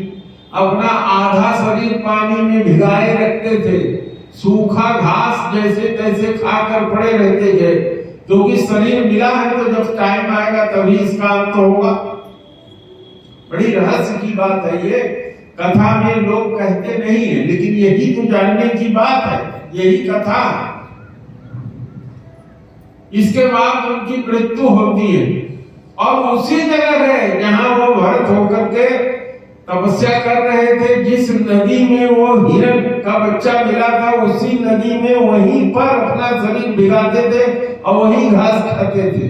जो घास तोड़ तोड़ करके लाते थे हिरण के बच्चे को खिलाने के लिए, वो सब उनको याद था। वहीं सूखे सूखे घास खा करके जीवन बिताया और तीसरे जन्म में एक ब्राह्मण के घर पैदा हुए। बहुत ही उच्च कुल के ब्राह्मण के यहाँ पैदा हुए। दूसरी पत्नी के पुत्र थे, ज्ञान सब उनको था, सारा वेद का ज्ञान था, सब कुछ था। जुड़वा पैदा हुए थे, एक बहन और ये दोनों लोग एक साथ एक ही पेट में पैदा हुए थे। पिता ने बहुत प्रयास किया कि पढ़ ले, नहीं पढ़ने गए, जड़वत हो गए, यानी जानते सब थे, मार खा लेते थे, पढ़ने नहीं जाते थे, बोलते कुछ नहीं थे। खाना मिला तो खा लिया, नहीं मिला तो जैसे रहते थे वैसे रह जाते। उनके पिता की 2 शादी हुई थी। बड़ी माता से जो 4 बच्चे थे उनकी जो बीवियां थी उन चारों ने इनको खेत पे लगा दिया। जो बटलोई का जूठा खाना जो कुछ मोटा पतला बचता था इनको दे देते थे। जो कोई नहीं पहनता था वो वस्त्र दे देते थे। तो ज्ञानी थे, सब जानते थे, कुछ बोलते नहीं थे, उसी को पहन के समय बिता रहे थे कि अब ये जीवन मेरा किसी तरह से कट जाए कि मैं जो चाहता हूं वो पूरा हो जाए। सुना ही है आप लोगों ने, खेत की रखवाली करते थे, रखवाली करते समय डकैतों ने पकड़ लिया। डकैत जिसको बलि देने के लिए लाए थे वो कहीं भाग गया था। इनको देखा मोटे ताजे हैं, भगवान का भजन अंदर ही अंदर करते रहते थे। ले जा करके काटने वाला एक स्थान होता है, आप लोग देखे होंगे, जहाँ बलि दिया जाता है। ऐसे बीच में गड्ढा होता है, उसी पे गर्दन रखाते हैं, ऊपर से मारते हैं काटने के लिए। खिलाया पिलाया उनको, जो कुछ दिया, हाथ पैर सब बांध दिया और कहा कि इसी पर बलि देंगे। लेकिन उनको कोई चिंता नहीं थी, क्योंकि जानते थे कि जो होना है प्रभु की जो इच्छा है वो तो होगा ही। कोई इसमें करने वाला नहीं है, कुछ अपनी तरफ से कोई उपाय किया नहीं, न गिड़गिड़ाए न रोए। तो यहाँ अभी कहा ना कि भगवान पर भरोसा होना चाहिए, हृदय में दीनता नहीं आनी चाहिए। तो वो सब उनके अंदर है। देखिए देखें आप, इसीलिए मैं ये सुना रहा हूं आपको। जब वो मारने के लिए सरदार तलवार लेकर के आया तो माता अष्टभुजा जिनको वरदान देने जा रहा था वो मूर्ति फाड़ करके प्रकट हो गई, तलवार छीन करके सभी दस्युओं का अंत कर दिया और उनको छोड़ दिया, कहा जाओ चले वहां से। और वही हिरण जो इनके संसर्ग से, हिरण जो था जिसको इन्होंने पाला था, चूंकि इनका सत्संग पाया था, इनके साथ भजन करने पर सुनता रहता था, इनके शरीर से संपर्क में रहता था, इनके गोद में रहता था, इनके खिलाने सहलाने का स्पर्श का सुख पाया था, वो हिरण उसी देश का राजा होकर के पैदा हुआ। देखिए सत्संग का असर, जिसका नाम था रहुगण। समय आया, वही रहुगण पालकी पर बैठ करके कपिल महाराज जो गंगा सागर में तपस्या करते हैं उनके यहाँ ज्ञान प्राप्त करने जा रहा था। गुरु ने 4 कहार पालकी लेके जा रहे थे, एक कहार बीमार हो गया। कहारों ने कहा महाराज एक कहार बीमार हो गया है, पालकी नहीं चलेगी। राजा ने कहा कोई आदमी, राज तो मेरा है, किसी को पकड़ लो। अरे मोटे ताजे ब्राह्मण टहलते जा रहे थे, बुलाया है इधर आओ, आ गए, पालकी उठा लिया, चलने लगे। जहां कहीं चींटी पड़ती थी पैर से दम न जाए उछल जाते थे, दूर तक अगर चींटियों का मांद है तो डांक जाते थे, पालकी उछल जाती थी, राजा का खोपड़ी लड़ जाता था। राजा ने कहा है कहारो तुम्हारी दुर्गति होनी है क्या? कहारों ने 3 कहारों ने कहा महाराज हम तीनों लोगों की गलती नहीं है, ये नया कहार जो आया है यही उछल कूद कर रहा है। उसको उन्होंने कहा तुम मुझको जानते हो, मैं राजा हूं, मैं दंड दूंगा। उन्होंने कहा तू मुझे क्या दंड देगा? अरे तू मिट्टी मैं मिट्टी, ये बारीकी मिट्टी को ढो रहा है, तुमको ढोने में मेरे इस शरीर को कष्ट होगा, मुझे थोड़ी होगा, मैं तो आत्मा हूं। कूद गया राजा, देखा जनेऊ पहने हुए हैं, छतरी था, चरणों में गिर गया। महाराज इतना मैं और किसी से नहीं डरता, उतना ब्राह्मणों से डरता हूं, बड़ी मुझसे गलती हुई, आप कौन है? काफी चीजें पूछता है, सारा ज्ञान उसको समझाते हैं, फिर उन्हीं को अपना गुरु बना लेता है। रघुगण भी मुक्त हो जाता है और राजा भरत भी वहीं मुक्त होकर के भगवान के परम पद को प्राप्त हो जाते हैं। तो इसी तरह से माता पूछती है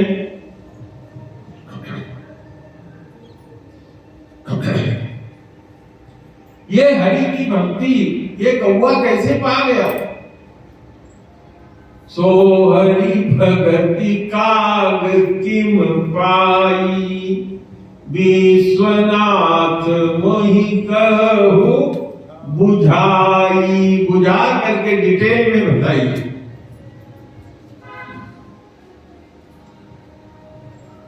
भगवान शंकर कहते हैं अच्छा तुम सुनना चाहती हो तो मैं तुम्हें सुनाता हूं। भगवान शंकर कहते हैं कि गरुड़ जी महाज्ञानी हैं, गुण के खजाने हैं, भगवान के सेवक हैं और भगवान के अत्यधिक निकट रहने वाले हैं। गरुड़ महाज्ञानी गुण राशि, हरि सेवक यति निकट निवासी। तेहि के ही हेतु काग सन जाई, सुनी कथा मुनि निकर बिहाई। इतने बड़े बड़े ज्ञानी मुनि थे, अरे उनको सबको छोड़ करके भगवान के साथ रहने वाला, भगवान का सेवक, ज्ञानी और गुण से भरा हुआ, वो किस कारण से कौवे के पास कथा सुनने के लिए गया? तो माता गौरी की ये सुंदर वचन सुन करके शिव जी बड़े प्रसन्न हुए। कहा है सती तुम्हारी मति बड़ी पवित्र हो गई है, तुम्हारे मन में रघुनाथ जी के चरणों में अत्यधिक प्रेम हो गया है, तुम ये सुंदर पवित्र इतिहास सुनना चाहती हो जिसको सुन करके संसार में जितने जीव हैं सबका भ्रम भाग जाता है और इस कथा को सुनने से राम के चरण में विश्वास उत्पन्न हो जाता है और जीव इस भवसागर से पार होता है। कहा इसी तरह का प्रश्न गरुड़ जी जो पक्षियों के राजा हैं उन्होंने काग वसुंडी यानी कौवे से जाकर के किया था, वो सब मैं तुमको सुना रहा हूं, हे उमा सुनो। जिस तरह से ये कथा मैंने सुना, हे पार्वती ये प्रसंग सुनो। पहले दक्ष के गृह में जब तुम्हारा अवतार हुआ था तब तुम्हारा सती नाम था और तुम दक्ष के यहाँ जाकर के अपना शरीर त्याग दिया था, तब मेरे मन में अत्यधिक विराग उत्पन्न हो गया था। उस समय मैं नाना वेश धारण करके साधुओं के यहाँ जाकर के राम कथा सुनता था। सुमेर पर्वत के उत्तर दिशा में नील शैल एक है, वहां पर सुंदर सोने का शिखर है, वहां पर एक बड़ा पीपल का वृक्ष है जहां बट पीपल पाकड़ी और आम का वृक्ष है और उस पर्वत के ऊपर एक सुंदर तालाब भी है। वहीं पर कागभसुंडी जी रहते हैं। माया के कारण इस संसार में गुण और दोष अनेकों हैं, लेकिन वो जो भक्त हैं जहां वो रहते हैं उनके कारण ये माया निकट नहीं जाती।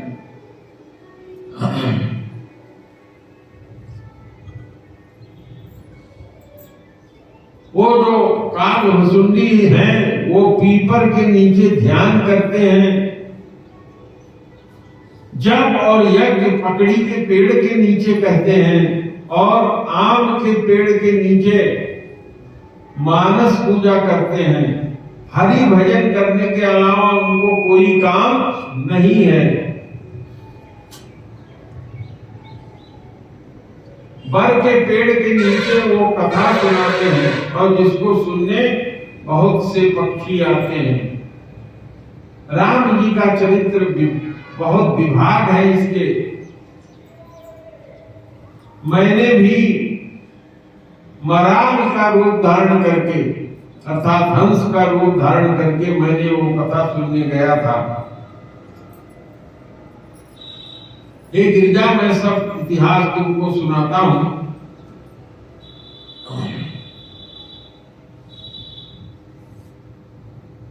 जब रघुनाथ जी ने रण में क्रीड़ा किया था तब इंद्रजीत के हाथ मेघनाथ के हाथ बंध गए थे।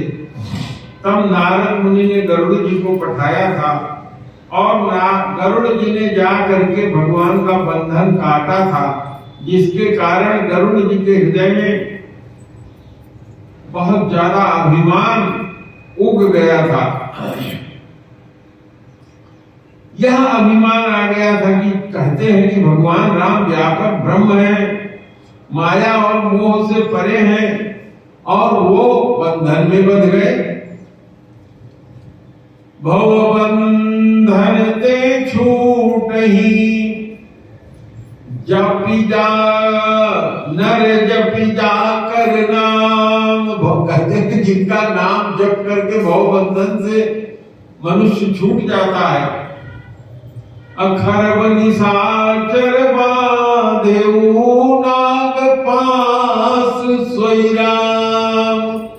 वो दुष्ट निशाचर ने नाग पास में उसी राम को बांध दिया। कह रहे हैं कि कागभसुंडी कथा कहते थे और गरुड़ जी ने नाना प्रकार से अपने मन को समझाया, लेकिन किसी तरह से चैन नहीं आया। एक बार वो देवर्षि नारद के पास गए और जाकर अपना संशय सुनाया। नारद जी को बड़ी दया लगी। उन्होंने, नारद जी ने कहा कि जो ज्ञानियों का चित्त हर लेती है भगवान की माया, जो ज्ञानी कर चित्त पहरई बरियाई विमोह मन करई। बड़े बड़े जो ज्ञानी हैं, ज्ञान के मार्ग पर चलते हैं, उनका मन जबरदस्ती माया खींच लेती है। आजकल हम लोग जो सवेरे पूजा करते हैं माता दुर्गा का, उसमें क्या करते हैं? ओम ज्ञान नाम अपि देवी चेतांसी भगवती सा वलाला कृष्य मोहाय महामाया प्रयच्छति। हे महामाया, आप जबरदस्ती ज्ञानियों का मन अपनी तरफ खींच लेती हैं। ज्ञान नाम अपि, जो ज्ञानी है उनके भी। हे चेतांसी देवी, ज्ञान नाम चेतांसी देवी भगवती, आपको प्रणाम है। तो वही महामाया है, भगवान की माया वही है, जिनको भगवान ने वरदान दिया है, जिनका पूजन इस संसार में होता है। नारद जी ने कहा, भगवान की माया ने मुझको बहुत बार नचाया है, वही माया ये गरुड़ तुमको व्याप हो गई है, तुम्हारे मन में महामोह उत्पन्न हो गया है, ये जल्दी मिटती नहीं है। तुम चार मुख वाले ब्रह्मा जी के पास जाओ, जो वो कहें वो करो। चार मुख वाले ब्रह्मा के पास गए। चार मुख वाले ब्रह्मा ने कहा 5 मुख वाले के पास जाओ, यानी शंकर जी के पास भेज दिया।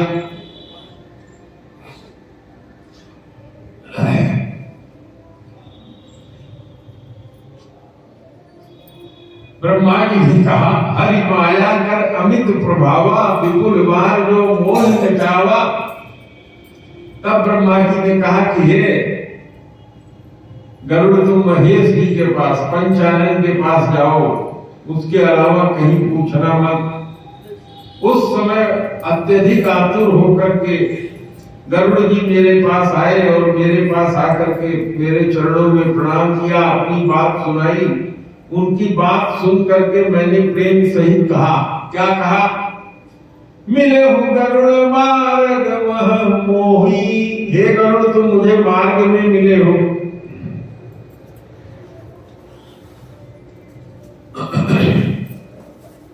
कवन भांति समझाओ तो ही।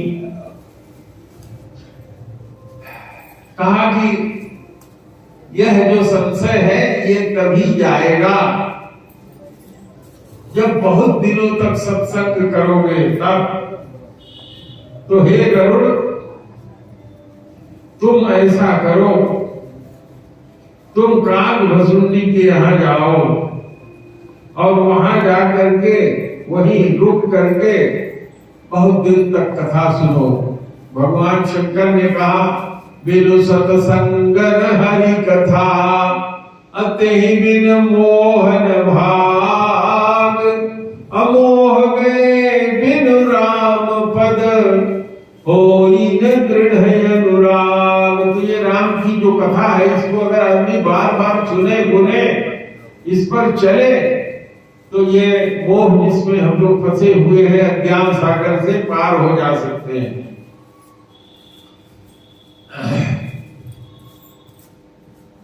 तो इस तरह से गरुड़ जी वहां गए जहां काग भसुंडी जी रहते थे, वहां स्नान किया। स्नान करके उस बरगद के पेड़ के नीचे गए जहां बड़े बूढ़े बूढ़े पक्षी आए हुए थे।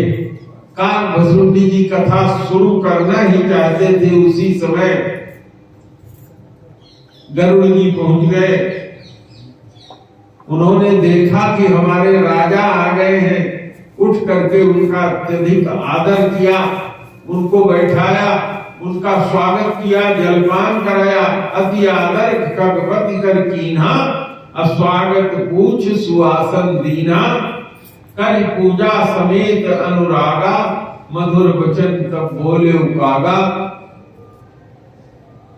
कि हे नाथ, मैं तो कृतार्थ हो गया, हमारे राजा आप हमारे यहाँ आए हैं, अब आप क्यों आए ये हम उसको बताइए।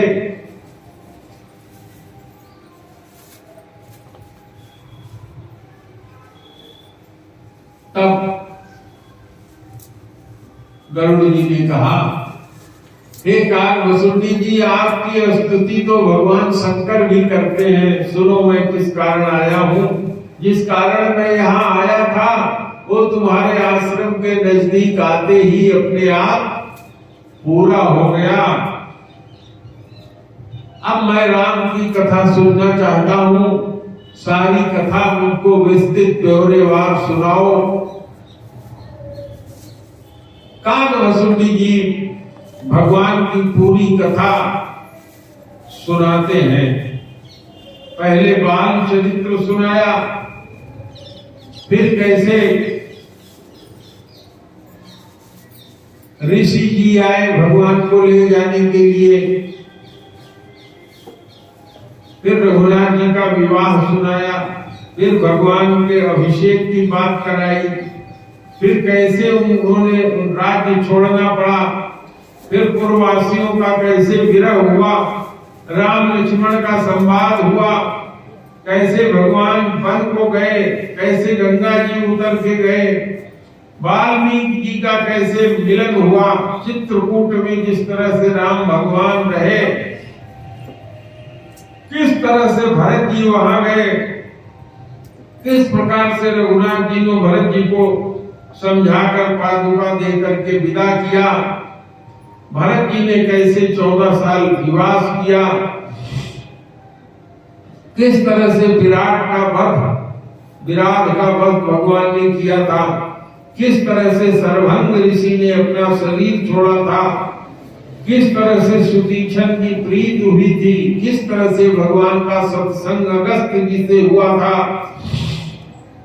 भगवान ने दंडक वन में किस प्रकार रह करके गीध से मैत्री की थी, और किस तरह से पंचवटी में रहने के बाद सभी मुनियों के दुख को दूर किया था, लक्ष्मण जी को उपदेश दिया था, सुबंका के साथ जो घटना घटी उसको सुनाया, खरदूषण और मारीच की बदकही सुनाया, माया रूपी मृग को देख करके सीता जी का हरण किस तरह से हुआ इस तरह से सुनाया, प्रभु जी का और नारद जी का संवाद सुनाया, फिर हनुमान जी का मिलन सुनाया, सुग्रीव से दोस्ती सुनाया, सारी कथा सुनाई।